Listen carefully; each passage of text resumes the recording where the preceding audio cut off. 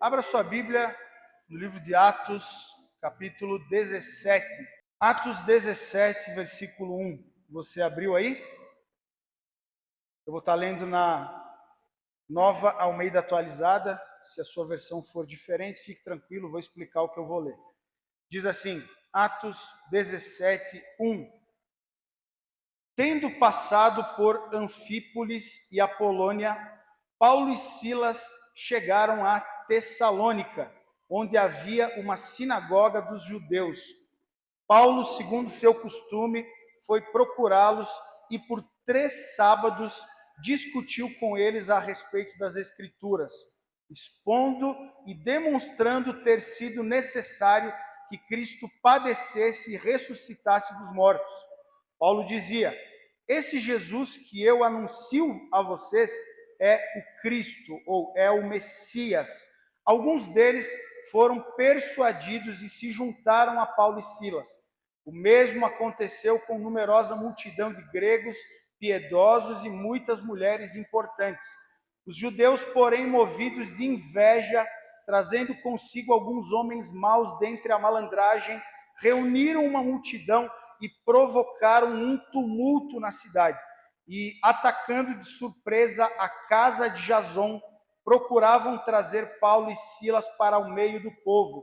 Porém, não os encontrando, arrastaram Jason e alguns dos irmãos diante das autoridades, gritando: estes que promovem tumulto em todo o mundo chegaram também aqui. E Jason os hospedou na casa dele. Todos esses agem contra os decretos de César, dizendo que existe outro rei chamado Jesus. Já há umas 2 ou 3 semanas eu venho orando a respeito da mensagem que eu pregaria nesse primeiro culto desse prédio, e eu orei para que o Senhor me desse uma palavra profética, uma palavra que tivesse a ver com esse novo tempo. Porque eu não sou daqueles que acredita que Deus predestina as pessoas para tudo. Porque se eu cresce nisso, Deus escolheu alguns pastores para serem muito bem-sucedidos e outros pastores para viverem uma vida inteira como uma igreja de 20, 30 pessoas. Sendo que ele mesmo disse: o pai deseja que a casa esteja cheia, lá parafraseando a parábola lá do Senhor que convida pessoas para um banquete. Eu creio que nós precisamos buscar em Deus sempre uma direção, uma estratégia, e Deus, mesmo que a gente ore por algo grande, algo relevante, Ele vai nos atender conforme também a nossa capacidade. A Bíblia nos diz que o Senhor não nos deixaria ser envergonhados num contexto de nós precisarmos talvez estar diante de autoridades e representá-lo diante das autoridades. Então, Deus não nos mandaria para esse lugar. Talvez um dos melhores lugares da cidade, um dos melhores pontos da cidade, estratégico, ao lado da praça principal, ao lado da prefeitura, na avenida principal, se ele não tivesse algo para nós. E enquanto eu orava nessas semanas, por várias vezes veio esse texto lá do versículo 6, 7, lá no 6, onde os homens dizem, os homens lá da cidade de Tessalônica disseram: esses que têm tumultuado o mundo, promovem tumulto em todo o mundo, chegaram também aqui. E aí eu pensei, mas a gente não quer ser os que promovem tumulto, né? A gente não quer ser a turma da algazarra. E aí eu continuei orando e pensei em várias mensagens. Eu tenho um esboçado lá com umas 200 mensagens que eu já preguei. Fiquei pensando, eu poderia pregar isso, poderia pregar aquilo, mas essa palavra continuou no meu coração. Nessa semana, quando eu parei para ler o contexto, e sou professor bíblico do Novo Testamento, nos últimos 2 anos, todo semestre eu dou cartas paulinas, então conheço o contexto da cidade de Tessalônica, em que momento ela foi escrita, a carta de 1ª e 2ª Tessalonicenses, e tudo isso. Quando eu li os primeiros versículos, eu fiquei impressionado. Tamanha similaridade existe entre o que Deus desejou fazer em Tessalônica com o que Deus tem colocado no meu coração como pastor, que Ele deseja fazer na cidade de Conselheiro Lafayette. As coincidências, e eu vou dizer que são Jesuscidências, né? Elas me assustaram e elas me dão a certeza de que assim como em Tessalônica, uma igreja foi plantada, se tornando extremamente relevante, o Senhor nos fará relevantes na cidade de Conselheiro Lafayette para promover uma mudança nessa cidade. Você crê nisso? Você faz parte disso. São tantas as similaridades que vai parecer que eu estou forjando a informação bíblica, mas não é. Vamos dar um panorama geral, começando lá no capítulo 16, para que você entenda como Deus plantou uma cidade, uma igreja na cidade de Tessalônica. Primeiro, se você você só vai acompanhando aí na sua Bíblia, se quiser anotar para conferir em casa, lá no versículo 6, diz que Atos 16, 6, um pouquinho antes do 17, diz que Paulo, Silas, Timóteo e com certeza Lucas, porque Lucas é quem está escrevendo e ele escreve vários trechos em primeira pessoa, eles estão passando pela Frígia e pela Galácia. As igrejas ali da Galácia são Listra, Derbe, Antioquia da Psídia e Cônio, as 4 principais cidades que tinham igrejas. Eles passam por ali, se você conhecer o mapa, eles saem lá do norte de Israel, eles passam ali pela Frígia, Galácia, e aí eles sobem. E aí diz o texto no versículo 7 que ele desejava ir para a Ásia. Ele chega lá numa altura no mapa e ele desejava vir para o sul, onde tinha a Ásia Menor.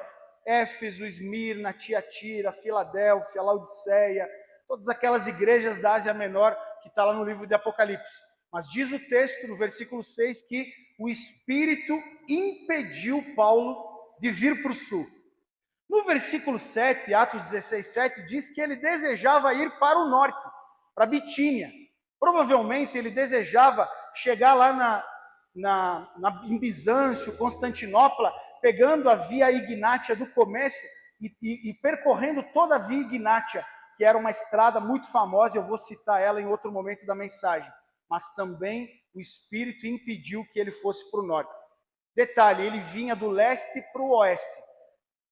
O Espírito impediu que ele viesse para o sul, impediu que ele fosse para o norte, só sobrou o oeste, que dava no porto de Troade. Quando ele está lá na cidade de Troade, ele tem uma visão à noite. O texto diz assim, uma visão. Não sei se ele teve uma visão aberta ou ele dormiu e teve um sonho profético, porque o sonho profético é uma experiência no Espírito também. E ele viu um homem macedônio dizendo, passa a Macedônia e nos ajuda. Aí ele entra num barco em Troade, passa ali por uma ilha, a Samotrácia, e chega no porto de Neápolis.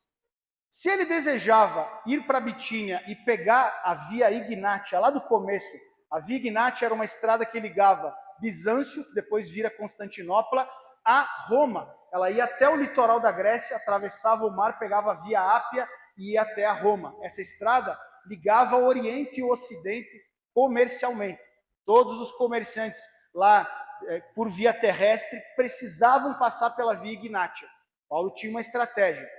Quando ele chega em Neápolis, e ele vai para a primeira cidade depois de Neápolis, Filipos, ele está na Via Ignátia, só que no meio dela. E aí tem todo aquele evento da plantação da igreja em Filipos. E aí eles vão para a próxima cidade. Qual é a próxima cidade? Tessalônica. Tessalônica era a capital da Macedônia.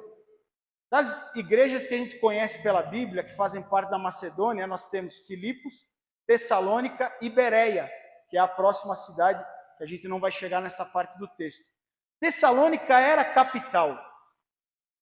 E, estrategicamente, era necessário que naquela cidade existisse uma igreja. Deixa eu voltar aqui e falar sobre as coincidências, as Jesuscidências, com base naquilo que eu orei para que o Senhor me desse uma palavra profética para esse tempo. Primeiro, já compartilhei com alguns de vocês que, ao mesmo tempo em que nós viemos para Conselheiro Lafayette, já estava quase tudo certo para nós irmos como missionários para a Espanha. A gente já tinha tudo certinho para a gente ir para a Espanha como missionário, abrir uma escola para formar pastores em língua espanhola da nossa igreja lá na cidade de Badajoz, fronteira com Portugal, 200 quilômetros de Lisboa, 400 quilômetros de Madrid. Tudo certinho. Eu lembro que eu vim pregar no primeiro domingo de março de 2023, lá na igreja antiga, no prédio antigo. O pastor Esdras me convidou para abrir uma série de mensagens da igreja fora das quatro paredes. Eu lembro que quando eu assumi o microfone, alguns dos irmãos estavam lá, o Espírito me impeliu a começar a falar sobre a saída do pastor Esdras. Eu falei, irmãos, vocês têm que ficar espertos aí, porque o pastor de vocês vai sair em algum momento. Vocês têm que estar ligados, porque uma igreja saudável permanece mesmo que o pastor não permaneça. Isso foi no domingo. Na terça-feira, o Esdras me manda uma mensagem dizendo que tinha recebido um convite da liderança para ir para Governador Valadares. Nisso o Senhor já tinha falado comigo que eu seria o substituto dele. Eu falei, vai na bênção, porque Deus falou comigo que eu vou para o teu lugar. Só que foi uma situação tão inusitada que eu achava uma coisa. Deus frustrou toda a minha expectativa e me fez fincar os dois pés em Conselheiro Lafayette. Eu não tenho a mínima ideia se um dia eu vou sair daqui ou quantos anos eu vou ficar nesse lugar. Então, eu desejava ir para um lugar, parecia que tudo me impulsionava a ir para aquele lugar, mas o Espírito me impediu e me trouxe para cá. Certamente, com base naquilo que ele deseja fazer nesse lugar. A cidade de Tessalônica era uma capital e estava no meio de uma estrada estratégica para o evangelho ser pregado, porque os comerciantes do Oriente e do Ocidente passavam por essa estrada. Podemos dizer sobre a localização geográfica de Lafayette e vemos que ela está no coração, no entroncamento de várias outras cidades. Ela está entre BH, Rio de Janeiro, ela está entre BH e Muriaé, sul, a Zona da Mata. Tem muitas cidadezinhas aqui em volta. Inclusive, alguém me falou esses dias que o tráfico de drogas é muito forte em Conselheiro Lafayette por causa disso. Tem muita rota de fuga, ela abastece de drogas todas as cidades em volta. E agora nós temos uma igreja nesse lugar. Já tínhamos outras, mas temos uma igreja com uma visão de influenciar não só Lafayette, mas além de Lafayette. Se aqui é um coração de outras várias cidades, nós também desejamos levar o evangelho para essas cidades. Vemos, por exemplo, que as mineradoras todas, elas fazem parte de Ouro Branco e Congonhas, mas as pessoas ficam em Lafayette, porque Lafayette, ela tem como que é uma cidade maior, ela se torna como que uma capital das pequenas cidades que existem em volta. Por isso, Deus tem um plano para fazer da igreja em Conselheiro Lafayette uma igreja de referência para que povoe-se o céu através das pessoas das outras cidades em volta. Carandaí, Santana dos Montes, Ouro Branco, Ouro Preto, Congonhas e várias outras cidadezinhas, Jeceaba, várias outras cidadezinhas que tem aqui em volta, podem ser e devem ser influenciadas pela igreja de Conselheiro Lafayette. Estamos na avenida principal e detalhe, a Via Ápia, ela passava na frente da prefeitura de Tessalônica. Então, nós temos diversas similaridades no tipo de cidade estratégica e naquilo que Deus deseja fazer nessa cidade. A nível de informação, e vocês me conhecem, sabem que eu tenho uma postura extremamente transparente a respeito de tudo. Há 7 ou 8 anos atrás, quando o bispo mandou o pastor Esdras para cá, o pastor Esdras ainda não era formado no seminário. Aos olhos do bispo, ele achava que deveria, inclusive, fechar a igreja aqui e reabrir da forma certa, porque ele foi pegar lá nos registros da igreja, porque tudo é muito bem organizado na nossa denominação. Já tinha mais de 30 anos a igreja em Conselheiro Lafayette, com 8 pessoas, só de investimento financeiro já beirava R$1 milhão. Com 8 pessoas. O bispo falou, se vocês querem, falou para os colegas dele, se vocês vão deixar Lafayette comigo, eu quero que seja feito do meu jeito e eu preciso escolher um obreiro ao meu perfil para que ele vá para lá. O Esdras estava numa igreja de 150 pessoas no culto de domingo, veio para cá, vocês sabem, na dificuldade, a Thalita grávida, o Gabriel nasceu com diversas dificuldades e ele fica por 6 anos quebrando pedra nesse lugar. O bispo sempre tratou Conselheiro Lafayette como a menina dos olhos dele. O Esdras muitas vezes foi cogitado ser enviado para outras igrejas pelo bom trabalho dele. Ele é um pastor que prega muito bem, usa muito bem as redes sociais, tem uma visão diferenciada, mas o bispo falava, não mexe com Esdras, porque ele está numa grande obra em Conselheiro Lafayette. Uns 2 anos antes do Esdras sair daqui, o Esdras já ouvia Deus falando com ele a respeito da saída. O que impedia o Esdras de sair era quem viria para o lugar dele, porque o bispo não abriria a mão da visão que ele tem para Conselheiro Lafayette, porque ele sempre disse: Deus nos dará uma igreja relevante, uma igreja de impacto na cidade de Conselheiro Lafayette, e eu preciso fazer as coisas muito bem organizadas. Nós somos essa igreja. Nós fazemos parte desse tempo. Fico grato por participar de um tempo de colheita. Já recebemos mais de 20 pessoas aí nos últimos 10 meses desde que eu assumi aqui. Ontem estávamos aqui numa reunião de homens, fazendo um churrasquinho naquela porta lá, e na hora que eu estava orando no final, eu lembrei que a igreja, quando Esdras assumiu, tinha 8 pessoas. Nós tínhamos mais de 8 homens aqui ontem. Deus nos dá um tempo de graça onde a gente colhe em cima do que outros plantaram. Isso é graça, irmão. Um planta, outro rega, outro participa da colheita, e é Deus quem vai fazendo todas as coisas. E certamente Deus fará de Conselheiro Lafayette o que ele fez em Tessalônica, uma igreja que se tornou um polo para várias outras igrejas. As igrejas do coração de Paulo são as igrejas da Macedônia. Paulo sempre elogia muito as igrejas da Macedônia. Mesmo com perseguição, a igreja mais perseguida talvez foi a igreja de Tessalônica. Uma das igrejas mais pobres, a igreja de Filipos. Uma das igrejas mais sérias, a igreja lá de Bereia. Ele sempre elogiou aquelas igrejas. E eu, como pastor, desejo que a igreja de Conselheiro Lafayette também agrade aos olhos do Senhor. E Ele sempre nos favoreça com a sua graça, porque sem Ele nós não podemos fazer nada. Ainda que chova dinheiro do céu, para que a gente coloque os melhores ventiladores, que a gente coloque ar-condicionado, que a gente esteja em cima da prefeitura, não do lado. Se o Senhor não estiver conosco, nada nós faremos. Sem mim nada podeis fazer. Então, nós precisamos confiar no Senhor, que sustentou essas igrejas, para que Ele nos sustente também.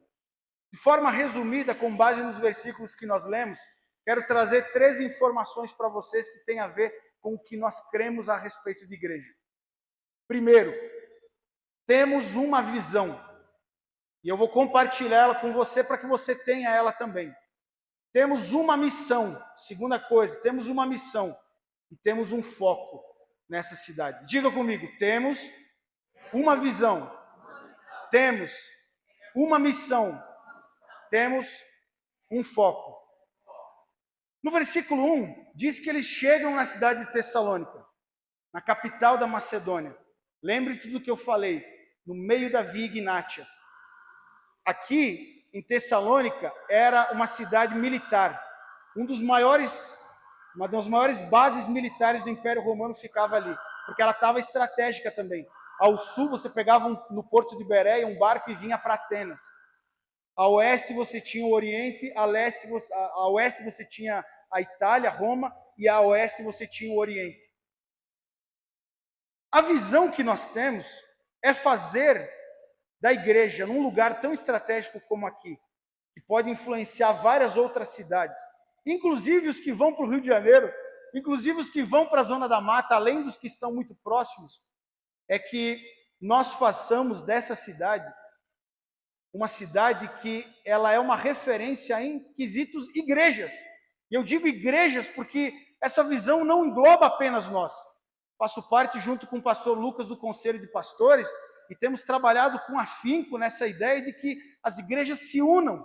Teologicamente, a gente vai diferir em várias coisas, mas nós podemos nos unir nas coisas principais e fazer da igreja, com letra maiúscula, que não está limitada a uma única placa, uma igreja de referência, para que pessoas do mundo inteiro venham aprender com as igrejas de Conselheiro Lafayette.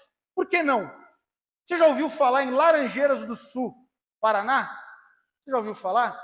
Pois bem, tem uma igreja lá em Laranjeiras do Sul, uma cidade de 40 mil habitantes, que pastores do mundo inteiro vão para lá, a igreja do pastor Cezinha Cita. Uma igreja que, numa cidade de 40 mil habitantes, tem quase 10 mil membros. Eu lembro de um evento que eu fui com o pastor, e o pastor Cezinha Cita estava pregando lá, e ele colocou um vídeo, onde uma pessoa da igreja dele entrevistava algumas pessoas da cidade, que não eram membros da igreja. Eu lembro das palavras do chefe da polícia daquela cidade.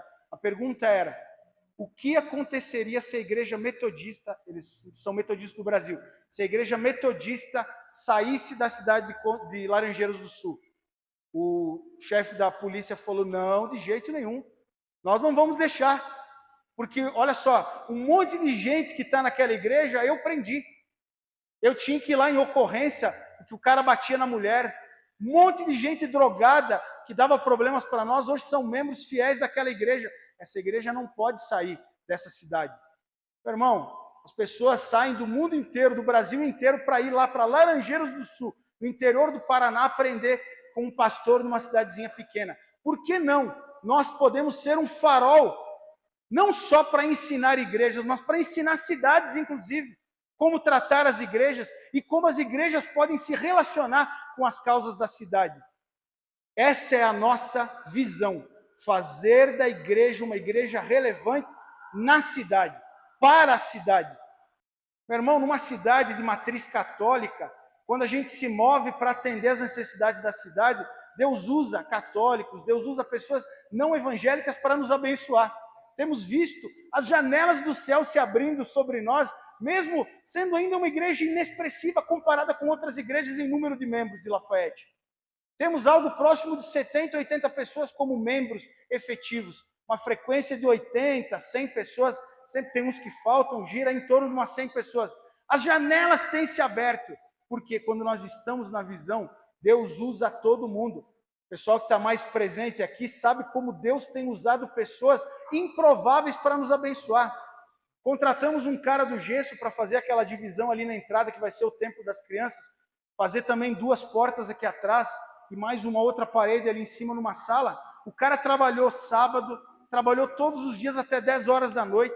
Ele falou: pastor, hoje eu tenho que ir embora porque eu saí de casa às 6 horas da manhã, eu estou até aqui, 10 horas da noite.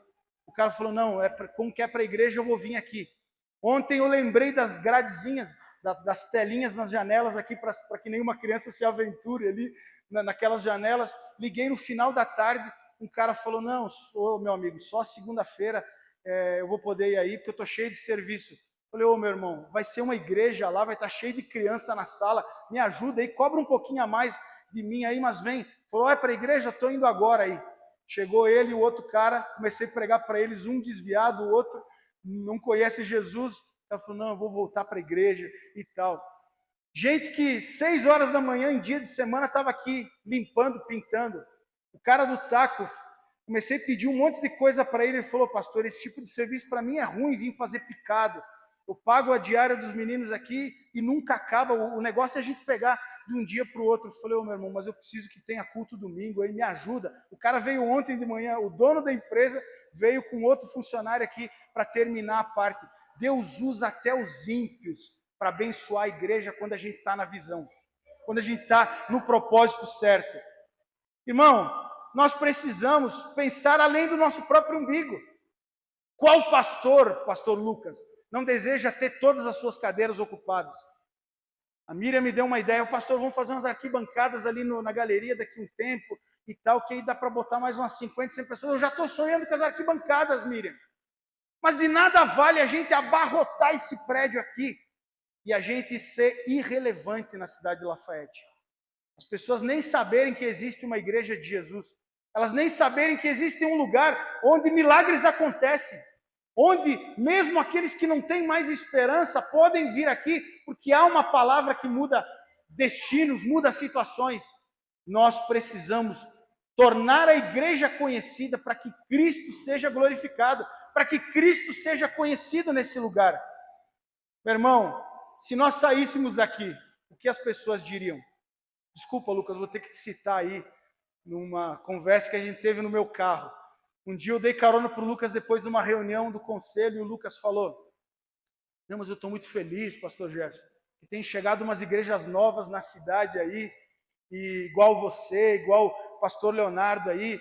Aí eu olhei para ele e falei: ô Lucas, já faz mais de 30 anos que a gente está em Lafayette.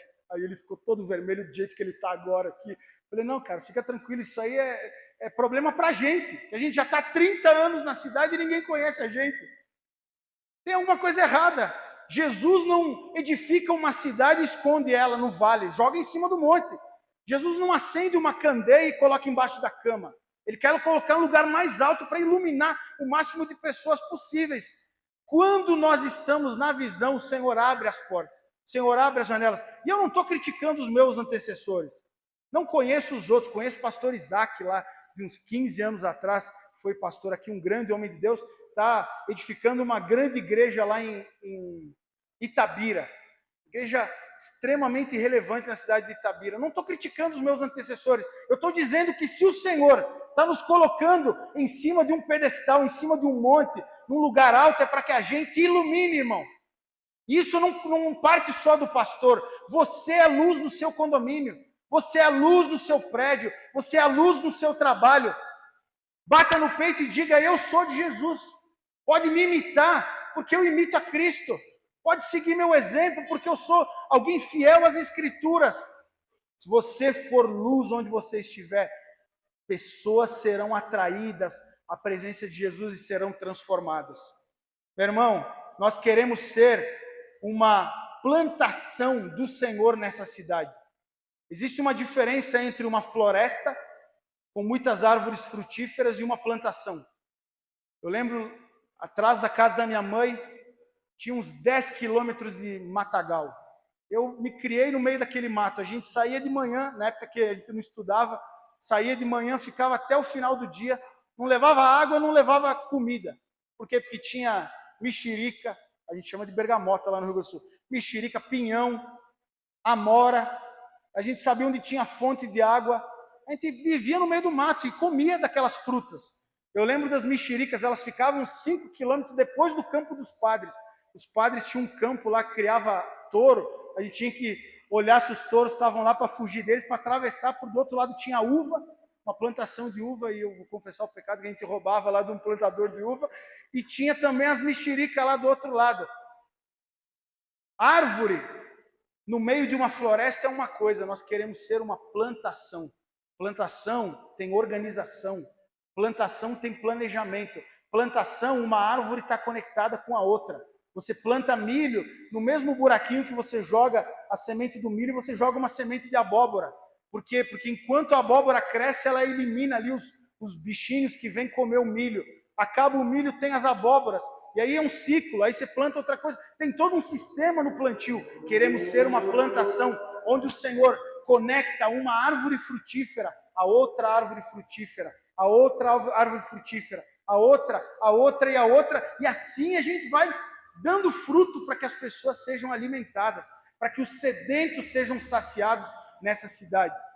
Levantei na última reunião a questão dos idosos aqui, que fechou o asilo.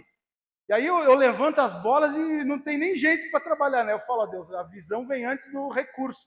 Aí o Lucas falou: pastor, a minha mãe, pastor Jefferson, ela formou no quê? Enfermagem. Formou em enfermagem, o sonho dela é trabalhar com idoso. Falei: beleza, Lucas, se a gente for lá e conseguir abraçar o asilo, a tua mãe vai ser a nossa presidente lá, vai ser a nossa diretora. Por que não, irmão? A visão vem com um, o recurso vem com outro, a mão de obra vem com outro, a ajuda vem com outro, e assim nós vamos frutificando para Cristo, irmão. Se eu evangelizar alguém na rua e ele for para a igreja do Lucas, glória a Deus, irmão.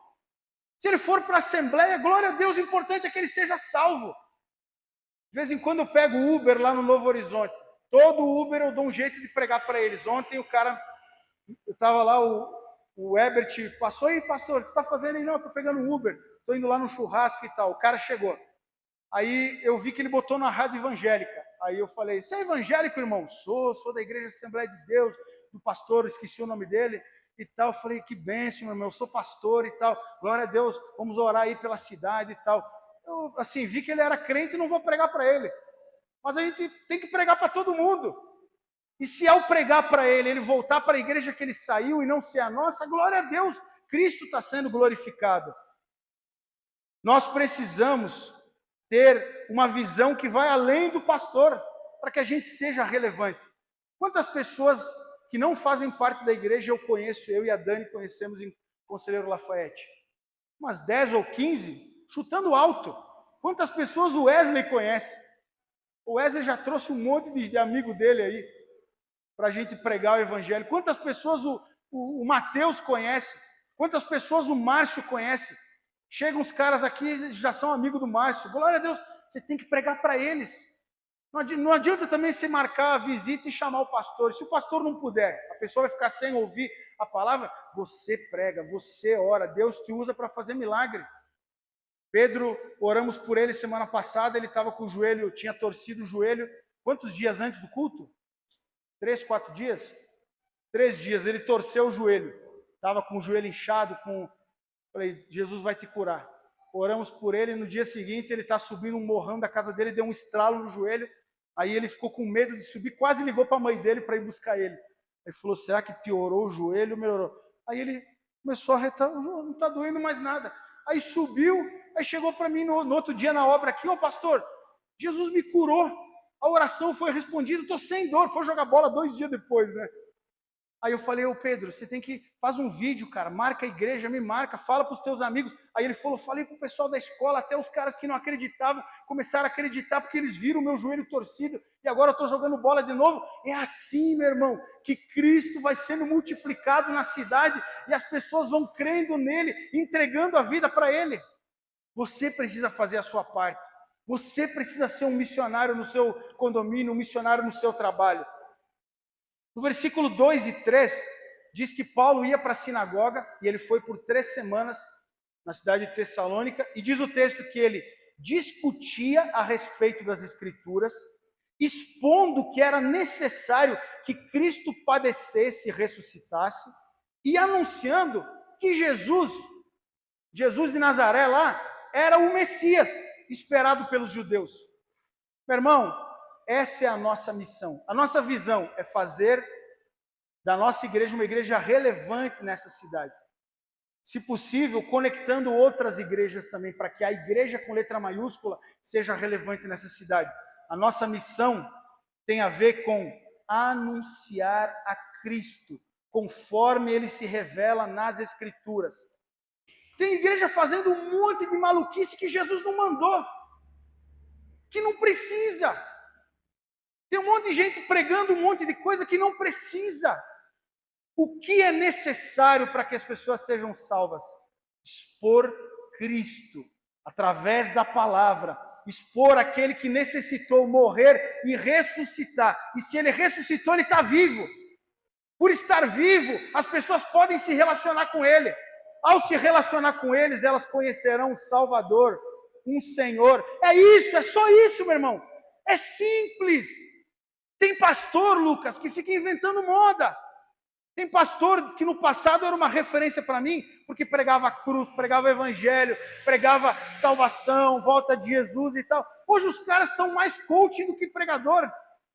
Hoje os caras estão mais psicólogo do que pregador, fala mais sobre a alma do ser humano do que a palavra de Deus.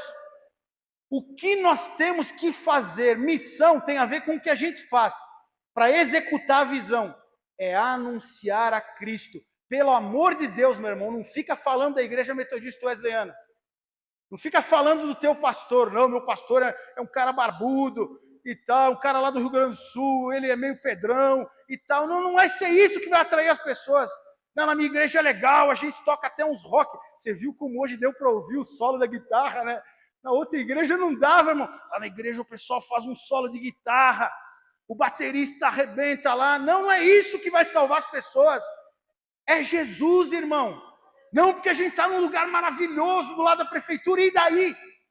Já foi uma casa de show aqui e destruía pessoas. O lugar não faz diferença. É quem está no lugar é que faz a diferença.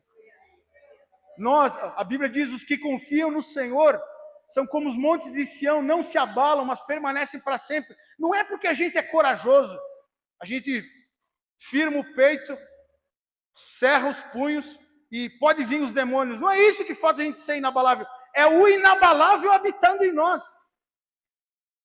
Nós precisamos anunciar a Cristo, que transforma as pessoas. Nós precisamos ser representantes de Cristo. Não é a bandeira da Igreja Metodista Wesleyana, não é a teologia da Igreja Metodista Wesleyana, é Jesus, meu irmão. É Jesus. Só existe um caminho, a verdade e a vida. Jesus Cristo. Só existe uma fonte para nos apresentar Jesus Cristo, a palavra. E é isso que nós temos que anunciar nessa cidade. Essa é a nossa missão. É por isso que a gente fica te pentelhando para vir na escola bíblica, para você aprender da Bíblia, irmão. Você tem testemunho para contar? Pode inspirar alguém? Pode. Mas você tem que falar da palavra. Jesus se revela através da palavra e é assim que as pessoas vão ser transformadas.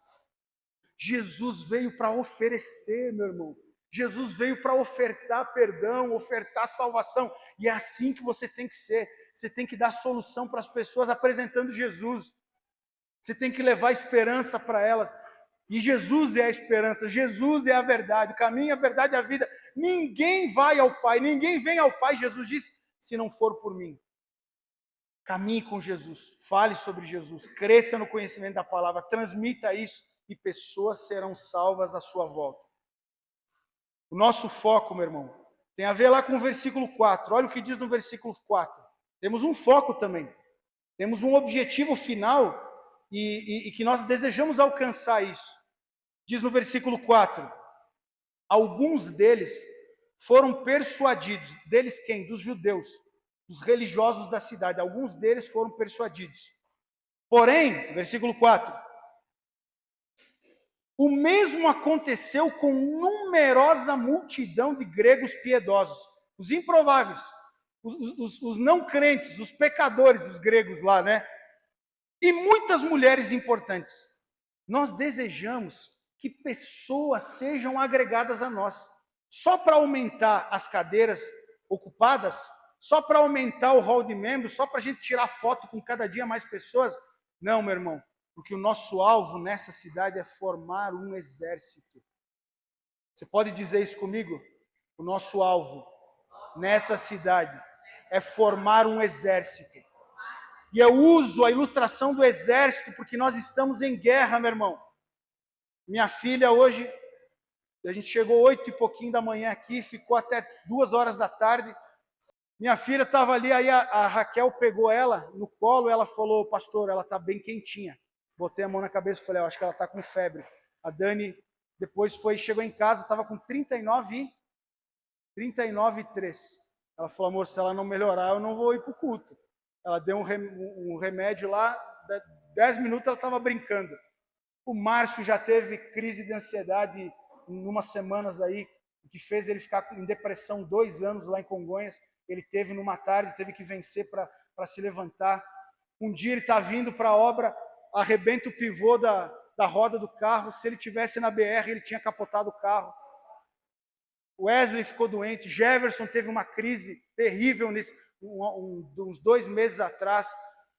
Nós estamos em guerra, meu irmão. Nós estamos em guerra. Não estou falando que a gente tem que temer a retaliação, mas nós estamos em guerra. Você é um soldado que está sendo convocado pelo general para fazer parte dessa batalha.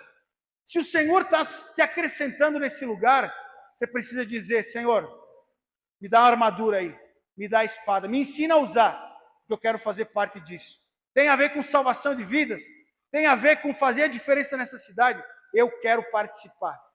Talvez você nunca pegue um microfone na mão para falar num culto com pessoas sentadas. Talvez você nunca ministre um louvor, nunca imponha as mãos sobre alguém como eu orei pelo Marcelo. Mas você é um missionário do Senhor nessa cidade. Você é um infiltrado do Senhor para ir por esse mundo, Conselheiro Lafayette, fazendo discípulos. Cada nova alma que o Senhor nos acrescentar será um novo discípulo de Cristo. Nós instruiremos esses irmãos na palavra para que eles recebam o caráter de Cristo e representem Cristo, sejam a imagem de Cristo nessa cidade. Cada novo discípulo, cada alma que foi transformada num discípulo, cada discípulo que for acrescentado a nós, será um novo sacerdócio do Altíssimo. Porque nós não cremos num sacerdócio único. Eu sou o seu pastor, mas eu não sou melhor do que você. O dom que Deus me deu e a experiência que eu tenho talvez faça com que eu esteja na liderança. Mas alguns de vocês podem e devem avançar a minha caminhada. No futuro, vocês podem se tornar melhores do que eu. Nós temos uma liderança horizontal, não é vertical. Nós cremos e praticamos o sacerdócio universal de todos os crentes. Eu já falei para vocês, eu sou fominha como todo pastor. Se dependesse de mim, eu abria o culto, orava depois do louvor, só não faria o louvor, porque senão ia ser um desastre, né? Botava a Dani para fazer o louvor, orava depois do louvor, fazia a oferta, pregava, orava no final. Mas eu estou aqui também para formar líderes, formar pastores que vão plantar igrejas nessa cidade, que vão plantar igrejas em outras cidades. Toda vez que você vier aqui, pelo menos 3 pessoas diferentes vão ocupar o púlpito.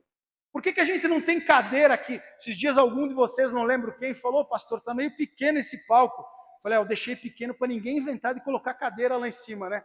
Porque aí tem a galera do Santo dos Santos e a galera do normal, né? Não, meu irmão, todo mundo vem aí de baixo. Assim como eu saio dali para assumir o microfone, um dia você vai sair daí também para assumir o microfone. E se não assumir o microfone, Deus me usa assim como Ele pode usar você.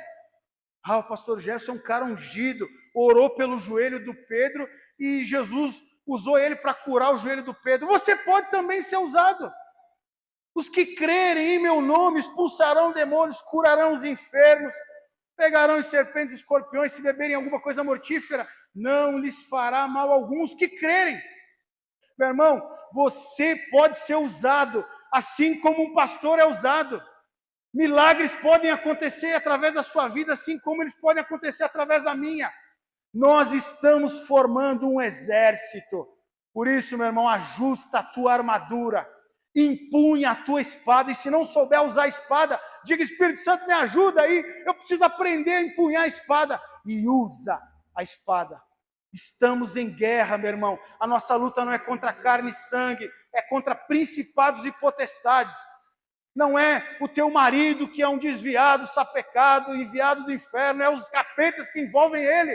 Luta contra eles em oração. Cerca o teu marido de amor e oração para você ver se o inimigo vai conseguir tocar ainda no teu casamento, na tua casa. Sirva ao Senhor, fortaleça no Senhor e na força do seu poder e guerreia a batalha que te está proposta. Se você foi acrescentado aqui, meu irmão, me desculpe, mas você veio numa igreja que a gente não se conforma que você não faça nada para Jesus. Eu já falei milhares de vezes, não vivemos apenas por salvação, senão no dia que a gente conheceu Jesus, Ele matava a gente e levava a gente salvo. Se Ele nos mantém nesse lugar, se ao entrar pela porta Ele ainda nos mantém nesse lugar, é porque Ele deseja nos conectar à sua missão.